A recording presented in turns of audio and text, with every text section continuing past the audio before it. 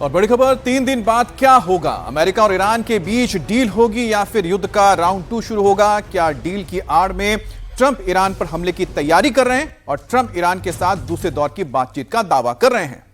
लेकिन ईरान कह रहा है कि फिलहाल अमेरिका के साथ दूसरे राउंड की बातचीत पर कोई फैसला नहीं हुआ है। ईरान ट्रंप के हर दावे को झूठ बता रहा है। इस बीच बड़ी खबर है कि स्ट्रेट ऑफ हॉर्मूज को लेकर ईरान और अमेरिका के बीच तनातनी फिर बढ़ गई है। ईरान ने स्ट्रेट ऑफ हॉर्मूज को एक बार फिर बंद कर दिया है। 24 घंटे के अंदर 20 से ज्यादा कमर्शियल शिप को हॉर्मूज से लौटाया जा चुका है। ईरान ने कहा है कि हॉर्मूज IRGC के कंट्रोल में है। जब तक ईरान के खिलाफ अमेरिका की समुद्री नाकाबंदी जारी रहेगी तब तक हॉर्मूज नहीं खुलेगा। वहीं ईरान के सुप्रीम लीडर मुश्तफा खामनेई का नया लिखित बयान सामने आया है, जिसमें कहा गया है कि ईरानी नेवी अमेरिका को नई हार का मजा चखाएगी। ईरान के सरकारी टीवी पर IRGC के प्रवक्ता की तरफ से कहा गया कि स्ट्रेट ऑफ हॉर्मूज का पूरा कंट्रोल ईरान के पास है और अमेरिका बार बार अपने वादे से पीछे हट रहा है। بنابر اعلام سخنگوی قرارگاه مرکزی خاتم الانبیا، ایران پیرو توافقات قبلی در مذاکرات صورت گرفته و با حسن نیت با عبور شمار محدودی از کشتی‌های نفتکش و تجاری از تنگه هرمز به صورت مدیریت شده موافقت کرد، اما آمریکایی‌ها با بدعهدی‌های مکرر مسبوق به سابقه همچنان به راهزنی و دزدی دریایی تحت عنوان به اصطلاح محاصره ادامه. سخنگوی قرارگاه مرکزی خاتم الانبیا همچنین گفت تا زمانی که آمریکا به آزادی کامل تردد شناورها از مبدأ ایران به مقصد و از مقصد به مبدأ ایران پایان ندهد، وضعیت تنگه هرمز به شدت کنترل و به حالت قبلی باقی میماند. स्ट्रेट ऑफ हॉर्मूज में माहौल फिर बिगड़ गया है। बड़ी खबर यह है कि हॉर्मूज में 2 भारतीय जहाजों पर फायरिंग हुई है। फायरिंग के दौरान का ऑडियो भी सामने आया है, जिसमें हॉर्मूज में फंसे भारतीय टैंकर सनमार हेराल्ड का क्रू मेंबर IRGC से गोली नहीं चलाने की अपील कर रहा है। भारतीय जहाज का क्रू मेंबर कह रहा है कि पहले आपने ही जाने का क्लियरेंस दिया था और अब आप ही गोली चला रहे हैं, ऐसे में हमें मुड़ने की इजाजत दी जाए। वहीं इस घटना पर भारत ने विरोध जताते हुए दिल्ली में ईरानी राजदूत को तलब किया है और इस पर अपनी कड़ी प्रतिक्रिया दी है।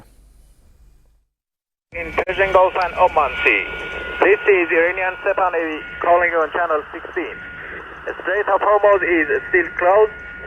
We will open it by the order of our leader Imam Khamenei, not by the tweets of some idiots. If you want to pass through the strait, you must ask permission from Iranian Sepah Navy. All vessels that have a connection with our enemies will be targeted if they try to pass the Strait of Hormuz out. Sepah Navy, this is Motoranga Sanmar Herald. You gave me clearance to go. My name second on your list. You gave me clearance to go. You are firing now. Let me turn back. और इधर Hormuz पर नाकेबंदी के बीच Trump का master plan सामने आया है। अमेरिकी अखबार वॉल स्ट्रीट जर्नल के मुताबिक अमेरिकी सेना समंदर में ईरान से जुड़े जहाजों पर कब्जा करने की तैयारी कर रही है और स्ट्रेट ऑफ हॉर्मूज से गुजरने वाले जहाजों पर अमेरिकी सेना चढ़ेगी और उसे अपने कंट्रोल में ले लेगी। आपको बता दें, जानकार ये भी कह रहे हैं कि अमेरिका का ये कदम युद्ध को भड़काने वाला है। ईरान जवाबी कार्रवाई करेगा, अमेरिकी वॉरशिप को निशाना बनाएगा और फिर युद्ध एक बार फिर से शुरू हो जाएगा। ईरान को लेकर ट्रंप अगले कुछ घंटे में बड़ा फैसला ले सकते हैं। बड़ी खबर यह है कि ट्रंप ने व्हाइट हाउस में ईरान को लेकर हाई लेवल मीटिंग की है, जिसमें अमेरिकी विदेश मंत्री मार्को रूबियो, रक्षा मंत्री पीट हेगसेथ और अमेरिका के ज्वाइंट चीफ्स ऑफ स्टाफ के चेयरमैन जनरल डैन केंट शामिल थे। ट्रंप ने कहा है कि ईरान हॉर्मूज को लेकर अमेरिका को ब्लैकमेल नहीं कर सकता है। Nobody ever took them on. We took them on. They have no navy. They have no air force. They have no leaders. They have no nothing. Actually, their leaders are. It is regime change. You call that enforced regime change, but we're talking to them. They wanted to close up the strait again. You know, as they've been doing for years, and they can't blackmail us. They've gotten away with murder for 47 years. They're not getting away with it anymore. और Iran को लेकर Trump ने एक और बड़ा बयान दिया है। ट्रंप ने कहा है कि ईरान के खिलाफ नाकाबंदी जारी रहेगी। 3 दिन में सीज फायर की मियाद खत्म होने वाली है। ऐसे में हो सकता है कि सीज फायर ना बढ़े, अमेरिकी फौज ईरान पर एक बार फिर से बमबारी शुरू कर सकती है।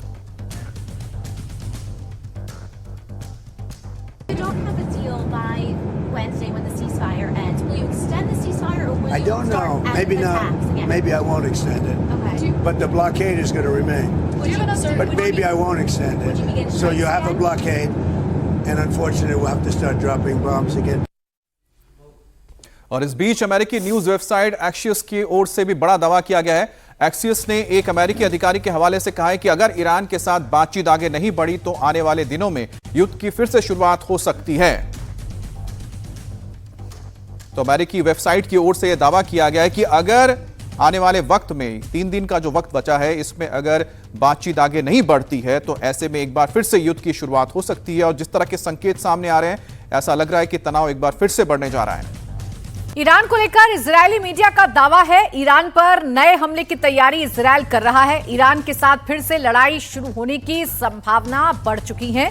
ईरान और इजरायल के बीच में एक बार फिर से जंग छिड़ सकती है और तैयारी इजरायल ने शुरू कर दी है। अभी सीज फायर है लेकिन किसी भी बात को लेकर रजामंदी नहीं बन पा रही है। ट्रंप के लगातार बदलते बयान, स्ट्रेट ऑफ हॉर्मुज को लगातार ईरान का बदलता स्टैंड इस तरफ इशारा कर रहा है कि लड़ाई एक बार फिर से छिड़ सकती है और इजरायल इसकी तैयारी कर रहा है। और अमेरिकी फौज ईरान पर किसी भी वक्त हमला शुरू कर सकती है। बड़ी खबर है कि अमेरिका का aircraft carrier USS Gerald R Ford लाल सागर पहुंच चुका है। तो भूमध्य सागर से होते हुए स्वेज कनाल से होते हुए आखिरकार वो लाल सागर पहुंच गया है। मिडिल ईस्ट में 50,000 से ज्यादा अमेरिकी सैनिकों की अब तैनाती भी है। डेल्टा यूनिट्स और अमेरिकी 82वीं एयरबोर्न डिवीजन अलर्ट मोड पर है। रूस का कहना है कि इतना बड़ा बिल्डअप ईरान पर नए हमले की प्लानिंग का हिस्सा है। तो आपको बता दें कि इस वक्त बड़ी खबर आ रही है। इस युद्ध में जो टर्निंग पॉइंट साबित हो सकता है वो है अमेरिका के सबसे बड़े aircraft carrier Gerald S Ford की लाल सागर में एंट्री हो चुकी है। लाल सागर में आने का मतलब जाहिर सी बात है कि हुतीस अगर यहां पर कोई भी गुस्ताखी करते हैं तो ऐसे में हुतीस को जवाब दिया जाएगा। और साथ ही साथ जहां एक तरफ अब्राहम लिंकन तैनात है इस वक्त हिंद महासागर ओमान के खाड़ी के बहुत ही करीब, तो दूसरी तरफ लाल सागर में इस वक्त यूएस जेराल्ड फोर्ड की तैनाती हो गई है। और इस बीच बड़ी खबर यह है कि ईरान की तरफ से कहा गया है कि नाकाबंदी जो अमेरिका कर रहा है वो सरासर गलत है। अमेरिका की नाकाबंदी युद्ध भड़काने वाली है। ये कहा गया है कि हमारे जहाज नहीं निकले तो किसी को भी गुजरने नहीं देंगे। तो स्ट्रेट ऑफ हॉर्मुज को लेकर टेंशन लगातार बढ़ती जा रही है और ईरान ने अमेरिका को चेतावनी दी है कि अगर अमेरिका अपनी नाकेबंदी बंद नहीं करता है तो हमारे जहाज अगर नहीं निकलेंगे तो किसी का जहाज भी निकलने नहीं देंगे। इस वक्त आपको बंगाल की सियासी जंग की ओर ले चलते हैं जहां पर प्रधानमंत्री मोदी इस वक्त बांकुरा में एक रैली को संबोधित कर रहे हैं। इस चुनाव में जो उम्मीदवार है वो जरा आगे आ जाए। जो इस चुनाव में कैंडिडेट है, जो कैंडिडेट है वो आगे आ जाए, एक कतार में जरा खड़े हो जाए। मैं मेरा भाषण शुरू करने से पहले मेरे इन सभी साथियों को मिलकर के आपके पास आता हूं।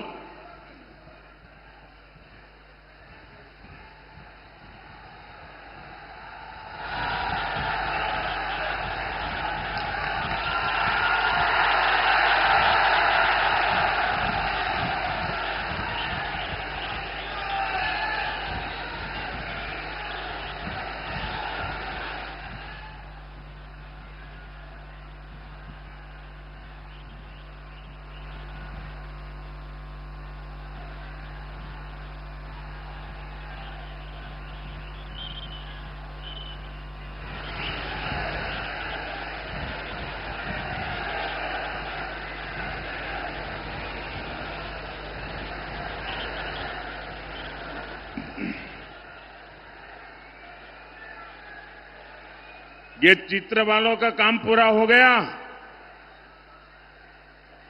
तो अब मैं भाषण शुरू करूं। देखिए, आपकी इजाजत के बाद करता हूं मैं काम। जय मां दुर्गा, जय मदन मोहन, जय श्यामराय, जय एकतेश्वर महादेव,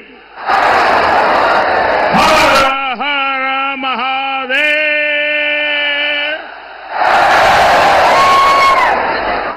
আপনাদের সবাইকে শুভ নববর্ষ জানাই। बांग्ला नववर्ष शुरू होने के बाद मेरी ये पहली जनसभा है। आज अक्षय तृतीया का शुभ दिन भी है। मेरी कामना है समस्त देशवासियों पर मां लक्ष्मी की कृपा बरसती रहे। साथियों, ऐसे पावन अवसर पर ये सभा मंदिरों के इस शहर में होना अपने आप में सौभाग्य की बात है। आप यहां दूर सुदूर से आए हैं, बहुत लंबा सफर करके आए हैं और मैं देख रहा हूं कि बंगाल में जहां भी जाता हूं, हर जनसभा पहले से ज्यादा बड़ी होती जा रही है। सारे पुराने रिकॉर्ड टूट रहे हैं। मुझे बताया गया 2-2, 3-3 घंटे से लोग बैठे हैं। ये सुबह का समय है और मैं देख रहा हूं धूप में कितने लोग खड़े हैं। उधर हेलीपैड पर मैं कल्पना नहीं कर सकता हूं ये माहौल, ये प्यार, ये उत्साह, ये उमंग, ये निर्मम सरकार के प्रति गुस्से का भी प्रतीक है।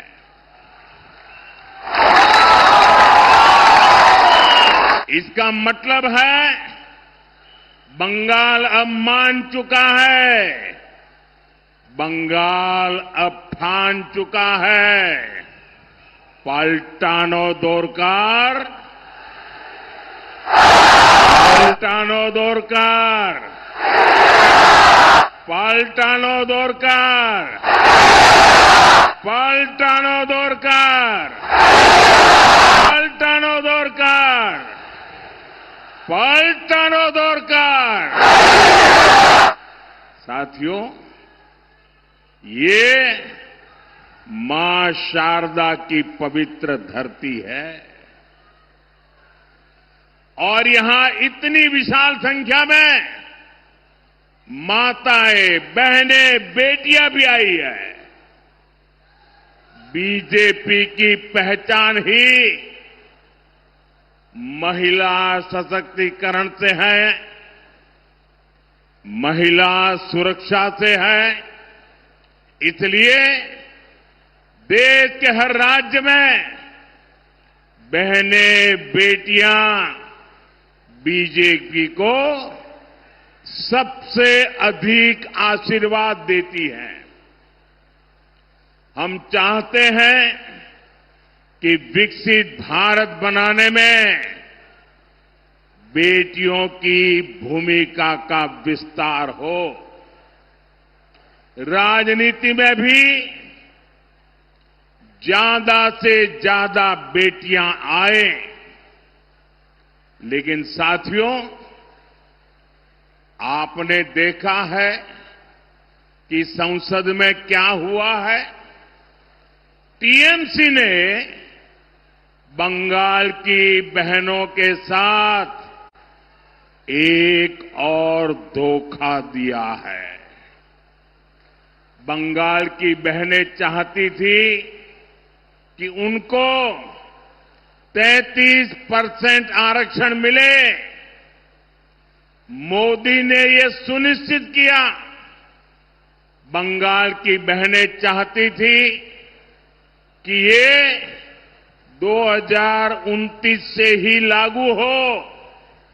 मोदी ने इसके लिए भी प्रयास किया, लेकिन टीएमसी नहीं चाहती थी कि बंगाल की बेटियां ज्यादा संख्या में एमएलए बने, ज्यादा संख्या में एमपी बने, क्योंकि बंगाल की बेटियां इनके महाजंगल राज को चुनौती दे रही है।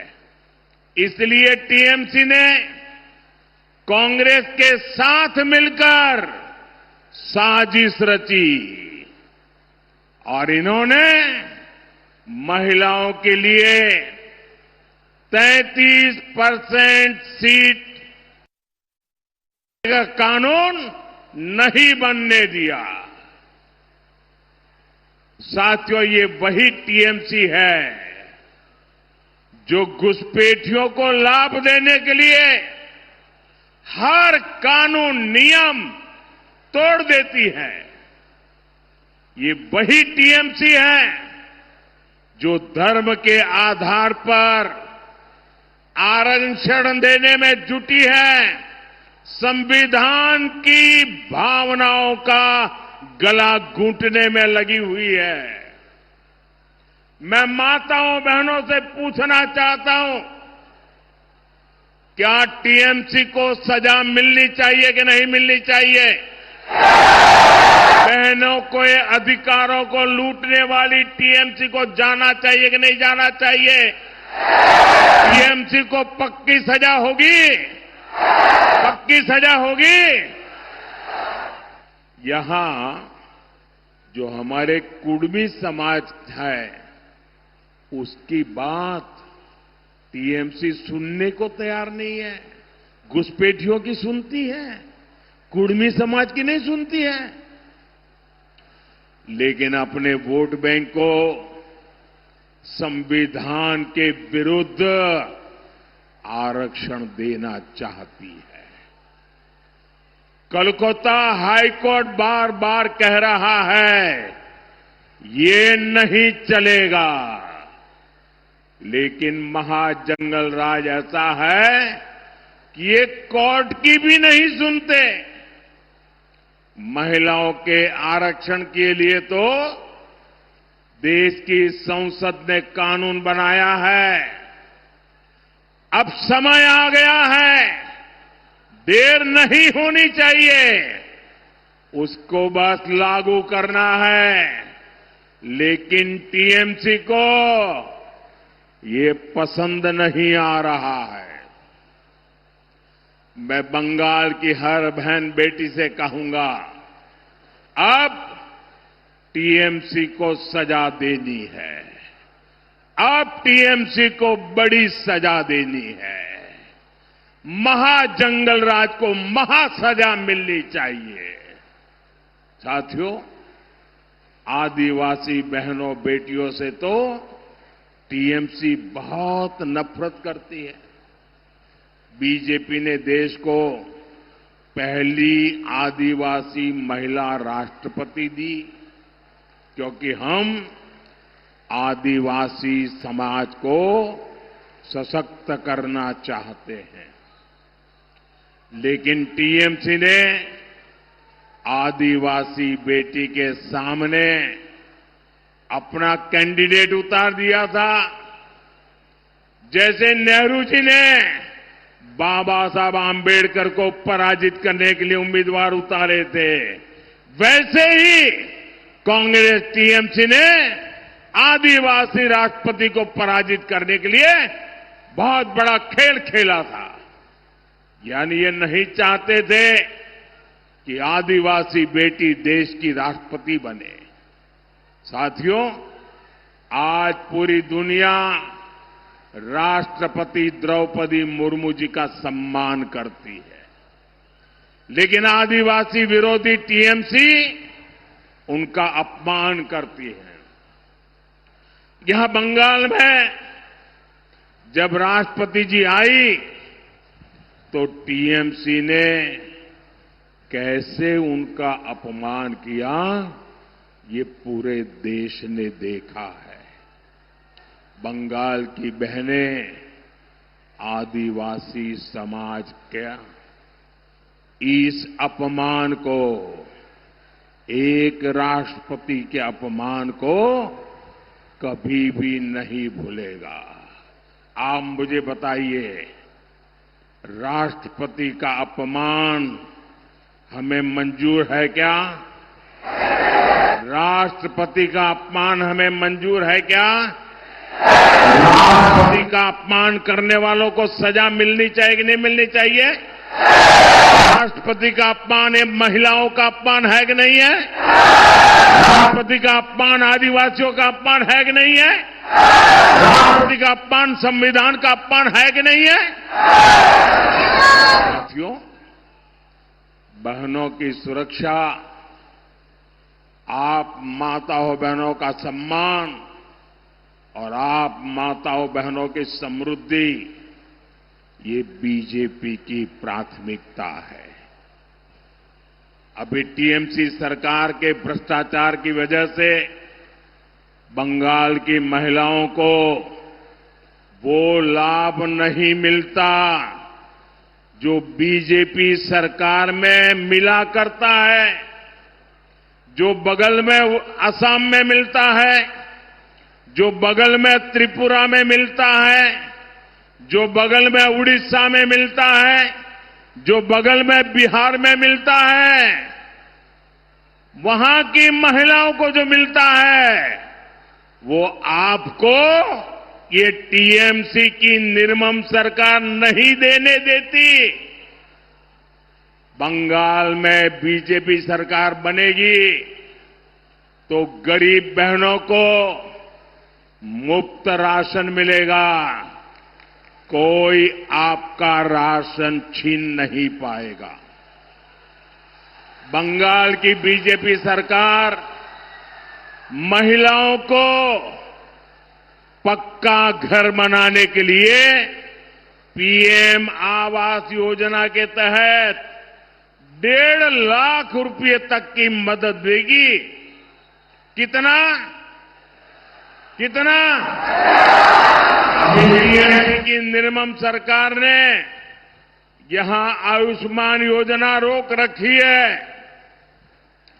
बंगाल में बीजेपी की सरकार बनते ही यहां महिलाओं को 5 लाख रुपए तक की मुफ्त इलाज की सुविधा देगी।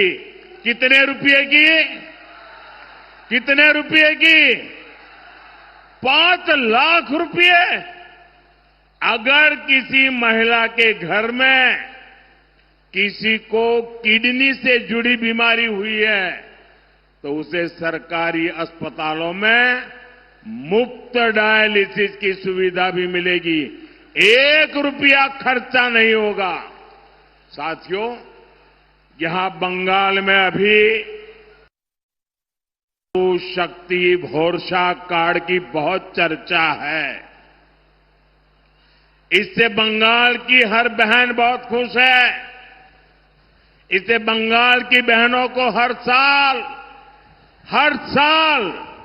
36,000 रुपये, 36,000 टाका मिलेगा। 36,000। लेकिन इससे भी कहीं ज्यादा हमारी बहनों को सरकार से मदद मिलेगी। यहां बीजेपी की सरकार बनने पर गर्भवती महिलाओं को 21,000 रुपये की मदद दी जाएगी। संतान होने पर 5,000 रुपये की मदद केंद्र सरकार द्वारा भी बहनों को दी जाएगी। बेटियों को एजुकेशन के लिए 50,000 रुपये की मदद मिलेगी। बंगाल की 75 लाख बहनों की कमाई 1 लाख रुपये से अधिक हो, इसके लिए उन्हें लखपति दीदी अभियान से जोड़ा जाएगा। मुद्रा योजना के तहत बहनों को स्वरोजगार के लिए 20 लाख रुपये तक की मदद दी जाएगी और खेती से जुड़ी बहनों के घर हर साल 9,000 रुपये अलग से आएंगे। बंगाल की मेरी माताओं बहनों, बंगाल में बीजेपी सरकार आपकी आमदनी भी बढ़ाएगी, आपकी आय भी बढ़ाएगी। इतना ही नहीं, आपकी बचत भी बढ़ाएगी। आपका बिजली बिल 0 हो। बिजली बिल कितना कितना इसके लिए हर लाभार्थी परिवार को पीएम सूर्यघर योजना के तहत करीब 80,000 रुपये बीजेपी सरकार देगी। 80,000 रुपये बीजेपी सरकार यहां की बहनों को सस्ते एलईडी बल्ब भी देगी। साथियों, हम यहां बांकुड़ा की बहनों को हम पाइप से सस्ती गैस भी देने वाले हैं। इससे जुड़े प्रोजेक्ट का शिलान्यास करने का अवसर मुझे ही मिला था। यहां जब हमारी सरकार बनेगी तो इस प्रोजेक्ट पर और तेजी से काम किया जाएगा। साथियों, यहां पीने के पानी की बहुत समस्या है। टीएमसी का सिंडिकेट आपके नल को, आपके जल को भी लूट रहा है। बिहार में भाजपा एनडीए सरकार है, वहां करीब करीब हर घर तक नल से जल पहुंच चुका है। आप यहां भी बीजेपी का सीएम बनाइए, फिर बीजेपी का पीएम और बीजेपी का सीएम मिलकर बंगाल के आपके घर तक नल से जल पहुंचाएगा। यानी बीजेपी की डबल इंजन सरकार बंगाल की बहनों को डबल बेनिफिट देने वाली है। बंगाल के ये चुनाव नया इतिहास बनाने जा रहे हैं। टीएमसी का भय काल जाने वाला है। बीजेपी के भरोसे का सेवा काल आने वाला है। और साथियों, 4 मई को क्या नतीजे आने वाले हैं, इसकी झलक टीएमसी के बड़े नेताओं की भाषा में दिख रही है। कोलकाता में जो उनके बड़े नेता हैं, उनकी धमकियां, गुंडागर्दी की भाषा, उनका रोना धोना, ये 4 मई से पहले का एग्जिट पोल है। टीएमसी नेताओं की ये धमकियां खोखली है। इन धमकियों के पीछे टीएमसी वालों का डर है। ये डर ये है, जो अब तक बंगाल के लोगों को डराते थे, वो अब बंगाल टाइगर की दहाड़ से खुद डर गए हैं। ये बंगाल टाइगर की दहाड़ है। और बंगाल टाइगर कौन है? बंगाल टाइगर ये बंगाल की जनता है। आप बंगाल के टाइगर हैं। अब बंगाल की जनता दहाड़ रही है। अब नहीं सहेंगे, हटा कर रहेंगे निर्मम सरकार। আর নয়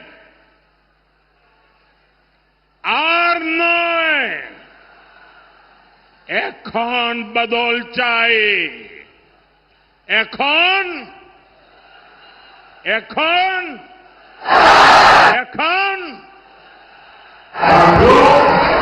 मैं टीएमसी के सभी गुंडों, सभी सिंडिकेट, सभी भ्रष्टाचारियों को एक आखिरी मौका देता हूं।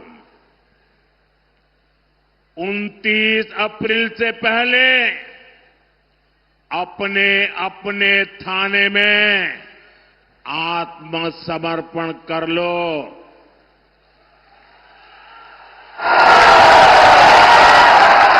यहां पर 23 तारीख के पहले कर लो, क्योंकि 4 मई के बाद कोई भी बच नहीं पाएगा।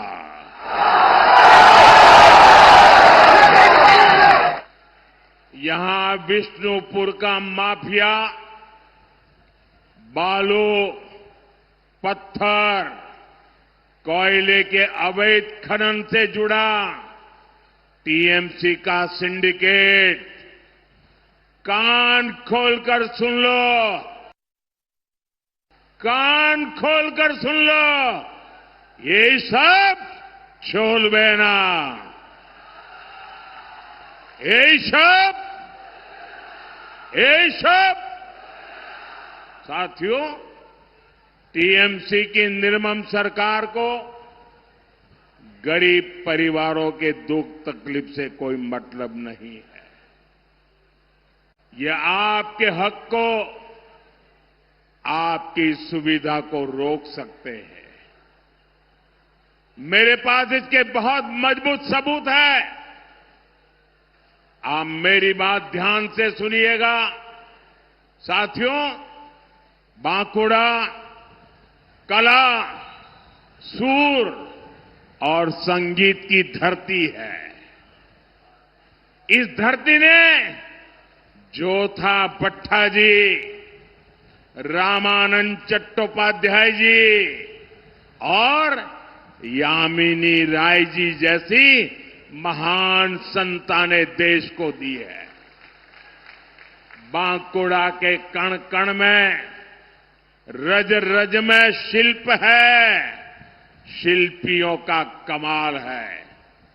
यहां कदम कदम पर टेराकोटा की समृद्ध कला और शिल्प के दर्शन होते हैं।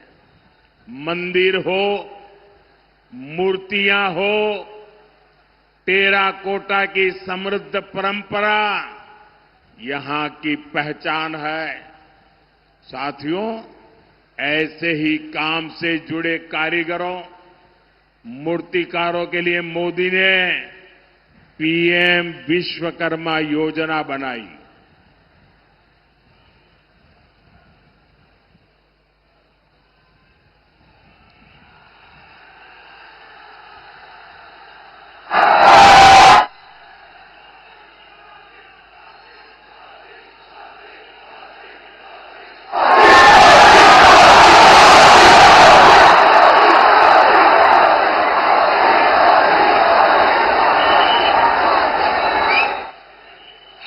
से काम करने वाले भाई बहनों के लिए विश्वकर्मा समाज के लिए पीएम विश्वकर्मा योजना बनाई।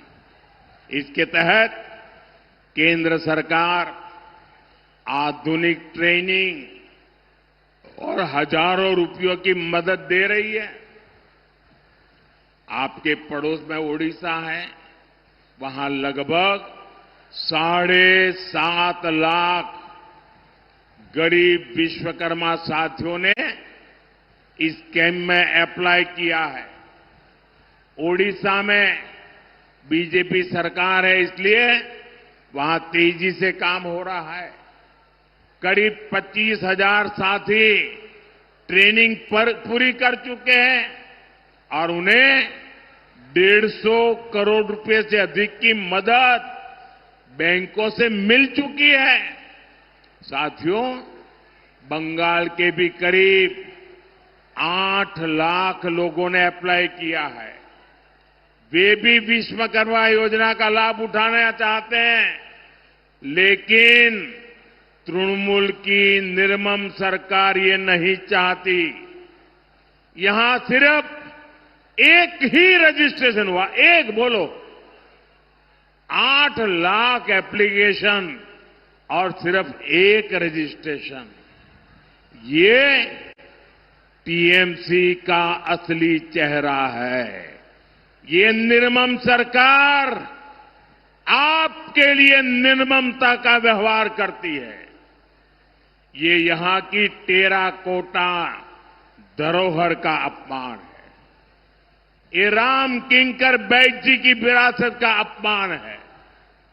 बीजेपी सरकार आते ही पीएम विश्वकर्मा स्कीम का पूरा लाभ आपको देगी। ये मोदी की गारंटी है।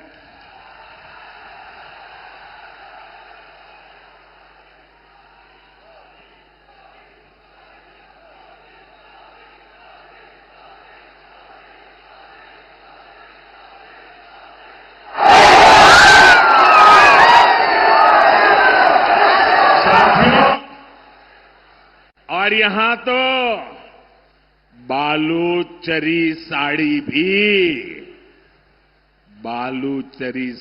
भी ये हमारी धरोहर है। इससे जुड़े साथियों को वन डिस्ट्रिक्ट वन प्रोडक्ट जैसे अभियान का लाभ मिलेगा।